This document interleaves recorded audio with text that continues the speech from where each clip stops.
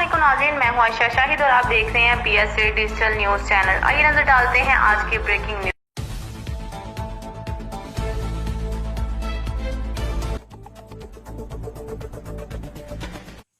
बल्दिया हवेली इलाका के head clerk की गिरफ्तारी पर बल्दिया मुलाजमीन की हड़ताल आज दूसरे रोज़ में दाखिल हो गई है। शहर का पानी, सीवरेज का पानी बंद, गलियों में गंद ही गंद।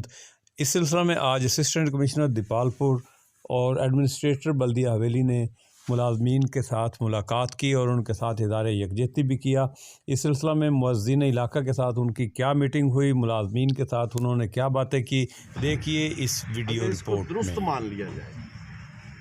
जब ये बच्चा गिरा है बकौल उनके, तो बच्चा गिरने के बाद उसकी लाश कहाँ है? 15 दिन या 20 दिन मुसलसल सारे पूरे चारों तहसीलों के चारों शहरों की या 5 शहरों की टाउन कमेटी जो है वो इसमें कोशिश करती रही है कि बच्चे की मैयत मिल जाए। बच्चा अगर उसमें नहीं है तो बच्चा है कहाँ? इसमें ये सारा कसूर जो है ना वो इनका ये बिला ये सारा चलो बहुत सारे पता है दोबारा रिपोर्ट टोटल इंक्वायरी की जाए जो बंदा को है मगर साड़ी PMA इंशाअल्लाह दिन रात इसी काम अंदर शहरदार है